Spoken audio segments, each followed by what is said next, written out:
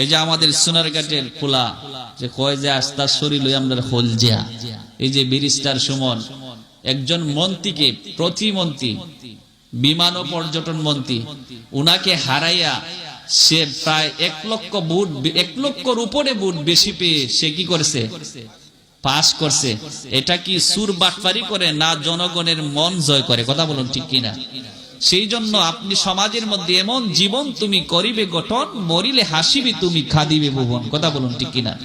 এই সংসদের মধ্যে যারা এই রকম মানুষগুলা যদি সমাজের যায়, যদি মানুষকে ঠকানোর ইচ্ছা না থাকে, কাজ করার ইচ্ছা থাকে, তাহলে বঙ্গবন্ধুর সোনার বাংলা যারা এই আজকে 21শে ফেব্রুয়ারিতে যারা আন্তর্জাতিক মাতৃভাষা দিবসকে প্রতিষ্ঠা করার জন্য, মায়ের ভাষাকে প্রতিষ্ঠা করার জন্য যারা জীবন দিয়েছিল, এই বঙ্গবন্ধুর সোনার বাংলাকে যারা সোনার বাংলা করার লক্ষ্যে যারা জীবন দিয়েছিল, ওই রকম সৎ বঙ্গবন্ধুর আদর্শে করা সৈনিক যদি জাতীয় সংসদে যেতে পারে, তাহলে এদের সোনার বাংলা হয়ে যাবে। কথা বলুন ঠিক কিনা?